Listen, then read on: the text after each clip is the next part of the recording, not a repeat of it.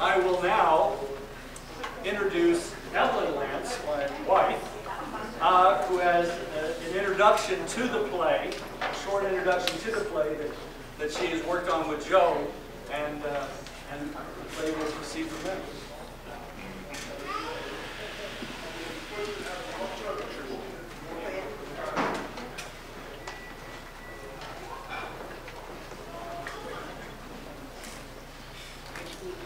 In 1804, which was the year before his early death, Friedrich Schiller penned what was to become his final, and as we've inherited it, his most enduring play, named William Tell. In this play, the passionate concerns that Schiller had examined and brought to life since the earliest stage plays took on a new urgency, spurred by events then shaking Europe and the world. The French Revolution, squandering of mankind's moment of opportunity, had shaken Schiller's soul to the core, while patriots and intellectuals throughout the continent had hoped to see in the French Revolution a transplanting to Europe of the high principles of the American Revolution and a flowering of new republics throughout the continent. The bloody terror of the French Revolution had destroyed that possibility. Now there had arisen out of the wreckage of France an imperial man of conquest, Napoleon Bonaparte, who sought to subjugate the whole continent. A great moment, Schiller observed, has meant a little people. The questions here posed are, is true political freedom even possible? Under what circumstances is revolution against established authority morally justifiable? And what qualities are demanded of a citizen to take charge of history at such a revolutionary moment? Our story takes place in 1307 in the land we now call Switzerland. The old imperial arrangement, dating back to Charlemagne, which had granted the Swiss cantons significant freedoms, was being eroded by encroachments coming from the fledgling Habsburg dynasty based in Austria. Drawn from history and legend, Schiller brings to life the rise of the Swiss people, going far beyond the epic tales of the hero of Swiss folklore, William Tell. Schiller's first storyline examines the rise of the three Swiss cantons, separated by language, custom, and the icy alpine lakes, which must come together as one to bring about national liberation. In this first scene, we meet Werner Stauffacher and his wife Gertrude, standing and honest farmers from Canton Schwyz. But the historic moment requires much more of them.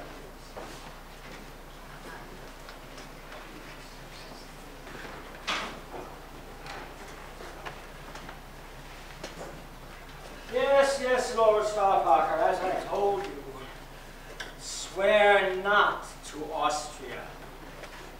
Stand firmly with the empire as before. God, I must to Gersau yet today.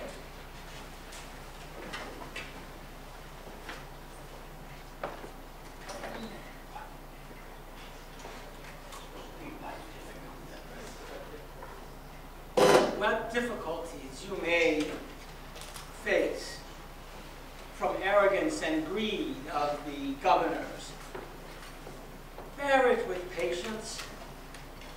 It can soon alter. A new emperor can come to the throne. Once you are Austria's, you are hers forever.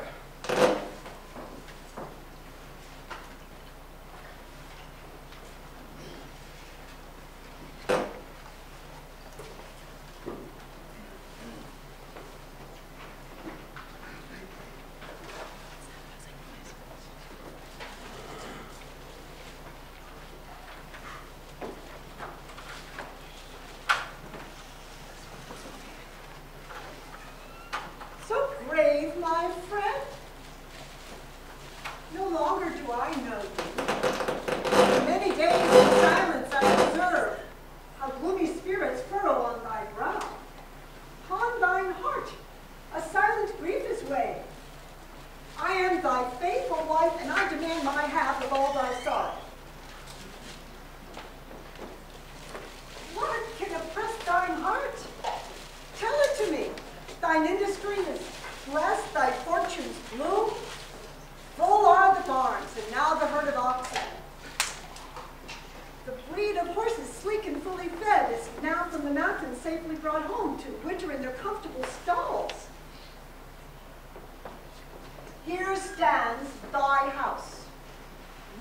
as a nobleman's. From beauteous timber it is newly built, and fit together with the standard gauge. From many windows shines it pleasant, bright. With colored coats of arms it is adorned, and proverbs sage, the which the wanderer delaying reads, and at their meaning wonders. The house stands well constructed and well joined, but are the ground on which we built it rocks? My Werner, tell me what thou meanest by that. Of late as now I sat beneath this linden, in joy reflecting on what's fairly done. When came from Pusnak, from his citadel, the governor riding with his mercenaries, before this house he halted in surprise. Though I rose quickly and submissively as is becoming, I approached this lord who represents the emperor's judicial power in this land. To whom belongs this house? He asked maliciously, for well he knew it. But thinking quickly, thus I answered him. My lord, this house, my lord, is my lord the emperor's, and yours, and mine indeed. But he replied, I am regent in the land in the emperor's stead, and will not that the farmer's house be built with his own hands, and he thus freely live, as if he were master in the land. I will make bold to hinder you in this. This saying rode he thence defiantly, while I remained behind with doleful soul, considering this evil man's remarks. My dearest lord and husband, wouldst thou take an honest word of counsel from thy wife? I boast to be noble Iberg's daughter, a much experienced man. We sisters sat there through the lengthy nights, spinning our wool, when round our father the leaders of the people convened themselves, and there the parchments read of ancient emperors, and the country's weal considered in judicious conversation. Heedful, I heard there many prudent words, what intellectuals think, what good men wish, and silently I've kept them in my heart. So listen to me then, and heed my speech. For what thee pressed, behold, I long have known. The governor resents thee, would thee harm, because thou art a hindrance to him. The men of Schwiss will not submit themselves to this upstart prince's house, but true and firm adherent to the realm, just as their worthy forefathers have resolved and have performed. Is it not so, Werner? Tell me if I lie. It is so, that is Gessler's grudge against thee. He envies thee, since thou dost live in bliss. A free man with thine own inheritance, for he hath none. From emperor and realm, thou holdest this house in fief. So mayest it show so well as any prince displays his land. For over thee thou recognizest no higher lord than the highest in all Christendom. He merely is his house's younger son. Not calls he his except his knightly cloak. He sees each honest man's good fortune with squinting eyes of poisonous disfavor. Thee he hath long ago destruction sworn. As yet thou art unharmed. Wilt thou wait until he wreaks his evil will upon thee? A smart man thinks ahead. What is to be done? So hear what I advise. Thou knowest how here in Schwiss, all honest men do now complain about the governor's greed and tyranny. And have no doubt that they there yonder too in Unterwalden and in Uriland are just as weary of oppression and the yoke. For just as Gessler here, there are the Landenberger is as brazen. there comes no fishing boat across to us that doth not tell of some new mischief or beginning violence of the governors. Therefore, it would be wise if some of you of sound intent did quietly confer how we might free ourselves of this oppression. For know I well that God would not desert you, but would be gracious unto a righteous cause. Dost thou not have a friend in Uri? Speak, to whom thou mayest thine heart sincerely open. I know of many men of courage there, and men of high repute and eminence, who are my trusted friends and confidants. Wife! What a storm of dangerous ideas awakest thou within my quiet breast. While innermost thou brings forth from me to light of day. And when I secretly forbade myself to speak, forbade myself to think, thou speakst boldly in easy tongue. Hast thou considered what thou advisest? The savage discord and the clang of arms they call forth into this peaceful vale. Dare we, a feeble folk of herdsmen, go to battle with the masters of the world? 'Tis only for some pretext that they wait, in order to unleash upon this poor land their savage hordes of military might, and therein to govern with the victor's right, and eat the show of righteous punishment, extirpate our ancient freedom's charter. You too are men. Know how to use your axe, and God gives help unto courageous men. Wife, a fearful raging scourge is war. It strikes the shepherd and his herd. One must endure whatever heaven sends. A noble heart endures no iniquity. This house delights thee that we've newly built. But war, the monster, burns it to the ground. Thought I, my heart, to temple goods enslaved? I'd throw the torch with mine own hand thereto. Thou dost believe in humankind. But war spares not the tender infant in its cradle. The innocent have a friend in heaven. Look forward, Werner, not behind thee now. We men can perish bravely, sword in hand. But yet what destiny will fall to thee? The final choice is left even to the weakest. A spring from yonder bridge does set me free.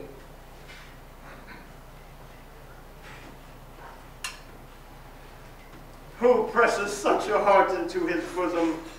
He joyfully can fight for a heart than home, and fears he not the host of any king.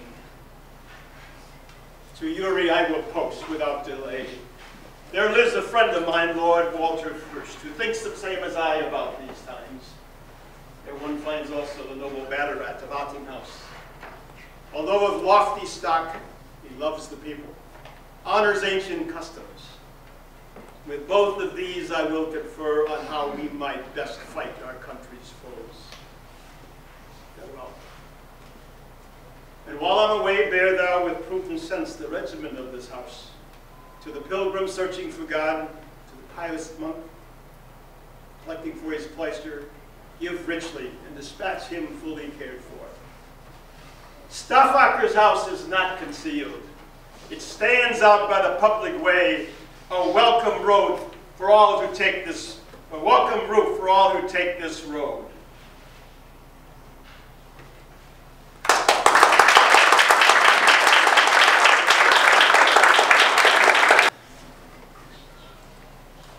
The noble banneret of Addinghouse. The noble banneret of Addinghouse, says Baron Stauffacher. Although of lofty stock, he loves the people. He honors ancient customs.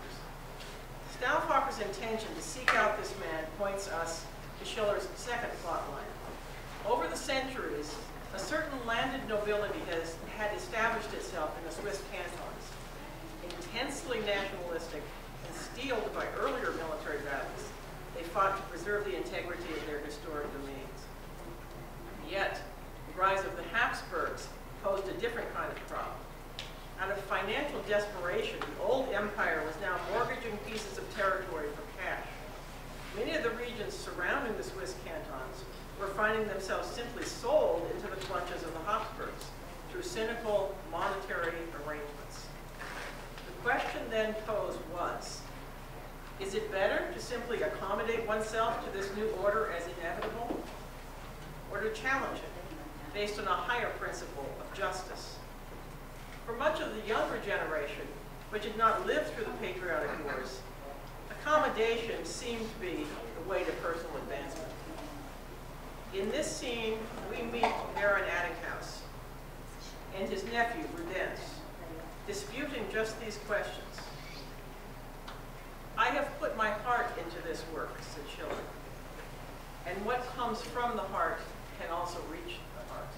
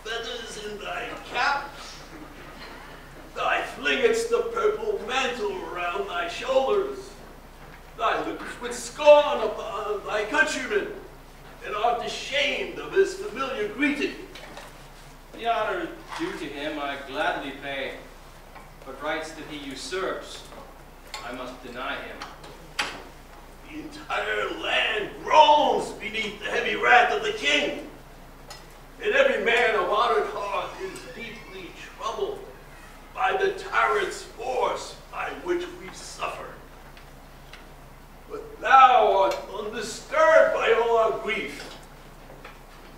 You see thee stand apostate from thine own, upon the side of the country's enemies, and mocking our distress, you follow after giddy joys, and court for princes' favors, all the while thy fatherland bleeds from their heavy scourge. The land is sore oppressed. Wherefore, mine uncle, who is it plunged the land into distress? It would take but a single easy word to instantly be free of this oppression and win the goodwill of the emperor. Woe unto these who seal the people's eyes that they resist what truly is the best. For their own selfish gain, they would prevent the cantons taking oath to Austria, which every country round about hath done. It suits them well to take their seats upon the master's bench with noblemen. They would the emperor lord, to have no lord at all. Must I hear this from out thy very mouth? 'Twas you who summoned me. Now let me finish. What person is it, uncle, you yourself play here? Have you no higher pride than to be canton magistrate, standard bearer, and govern here alongside these herdsmen? How?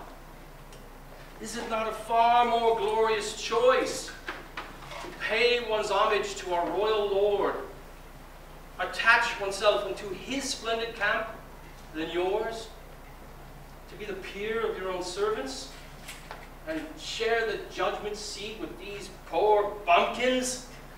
Ah, Yuli, Yuli, I discern them now, the voices of seduction. They have seized thine open ear. They fill thy heart with poison. Yes, I conceal it not. Deep in my soul, I'm pained by scorn of strangers who call us the barnyard barons.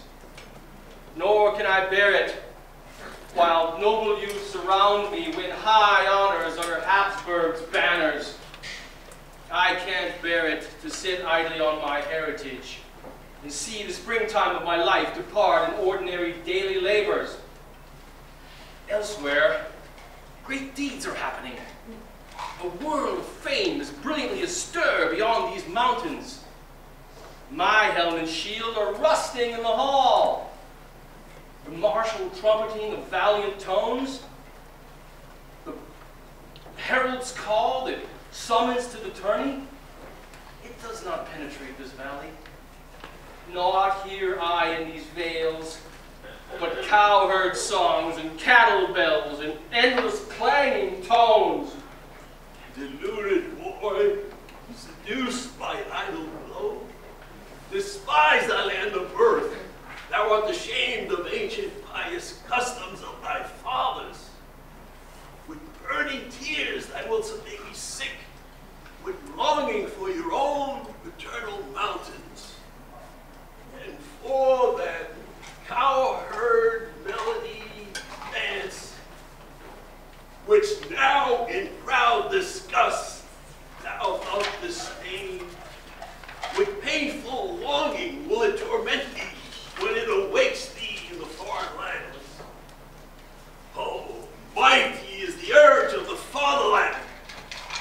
The false and alien world is not for thee. There in the haughty emperor's court thou wilt remain forever estranged with thy true father. That world, it doth require other virtues than those which thou hast learned in these valleys. Go hither then, dispose of thy free soul, take land in fief, become a prince's lackey. Whence thou canst be thine own lord and a prince of thine own heritage and free soil. Oh, Yuli, Yuli, stay amongst thine own. Go not to Altdorf. Do not forsake the sacred cause of thy fatherland. I am the last one of my line. My fame will end with me. There hang my helm and shield. These they will bury with me in the grave. And must I think, with my last dying breath, that thou but waitest for the closing of mine eyes, to take thyself before this new feudal court, and all the noble goods which I freely received from God, then lease from Austria? It is in vain that we resist the king. The world belongs to him. Shall we alone hold out stubbornly and persist in breaking up that chain of broad dominions which he hath mightily drawn around us? His are the markets, his the courts, his the merchant roads, and even the horse of burden that passes on the Gotthard pays him toll. By his dominions, as within a net, are we enmeshed and circled round about. And will the empire fend for us? Will it defend itself against Austria's growing power? If God cannot help us, no emperor can. What word can be assigned to what good can be assigned to the emperor's word, when they, to meet both war and money needs, may pawn the cities that fled beneath the eagle's shield to sell to the empire? No, uncle.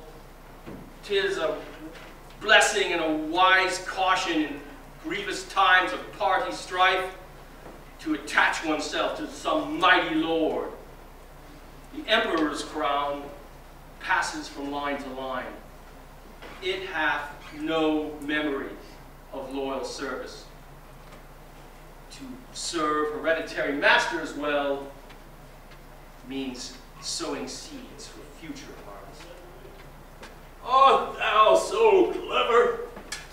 Wilt see more clearly than thine ancestors, who fought for the precious gem of freedom with property and blood and hero strength. Sail down unto Lucerne, inquire there how Austria's rule doth weigh upon the land.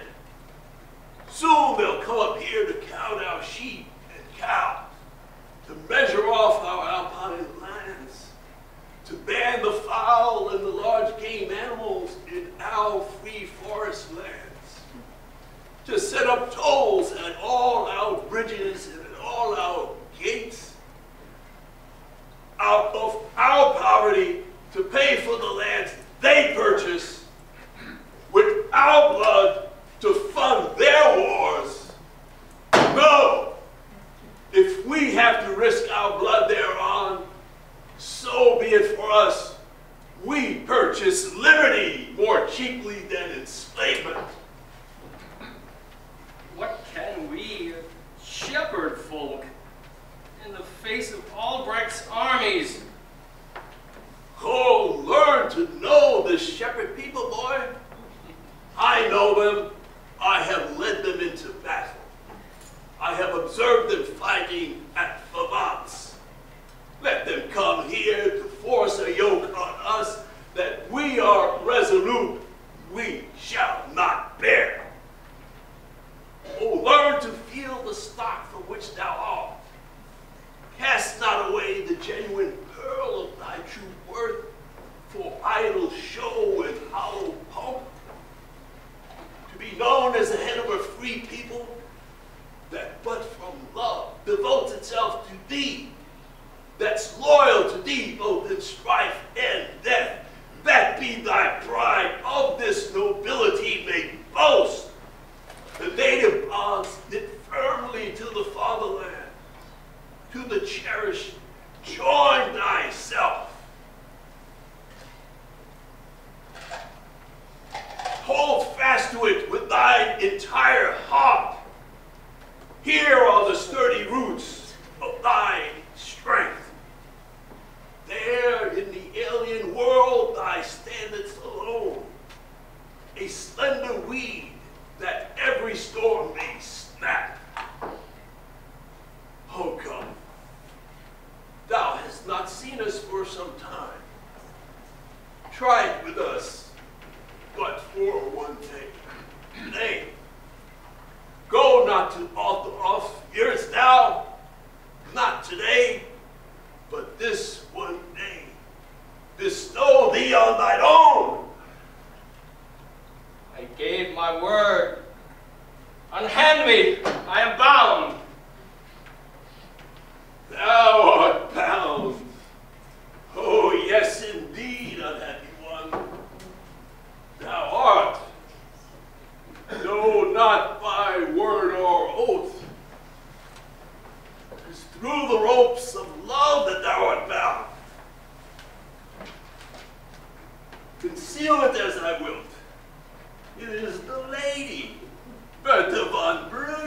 who draws you unto the castle, fetters thee to the emperor's service.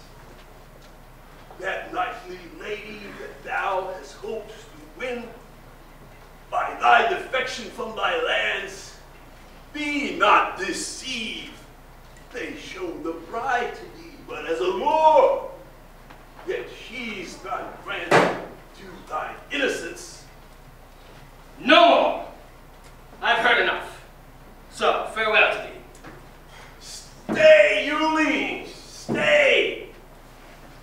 Rash boy, he's gone. I cannot hold him back or rescue him. So had young Wolfenschiessen turned away from his own country. So will others follow.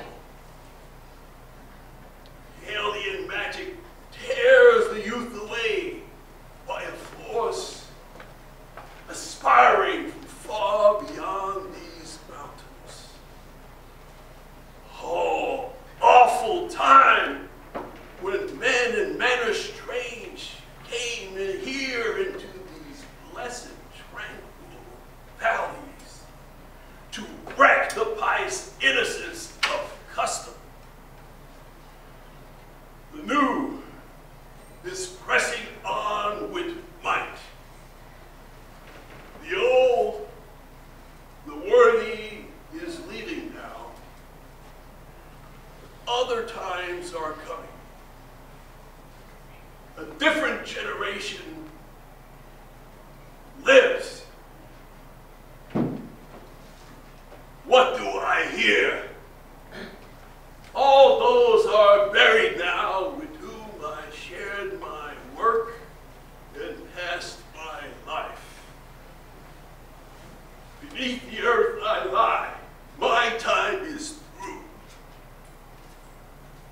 He is blessed who will not live to see the new.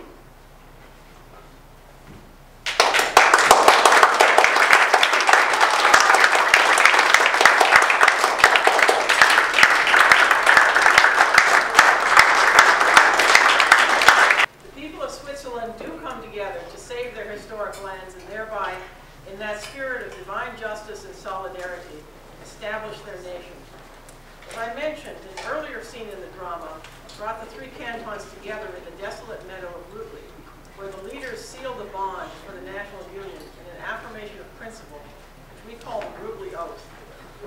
We thank you for joining us today.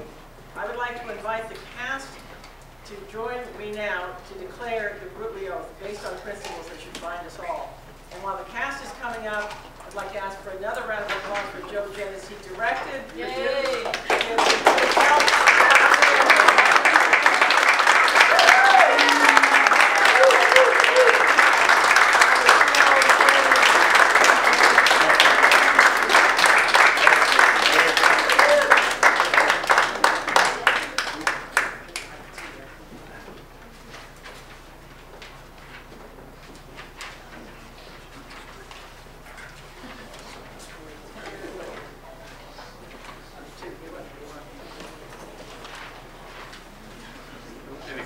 It's in 3 couplets, and if you want to echo us and you agree with the principles, just shout it out after us, okay?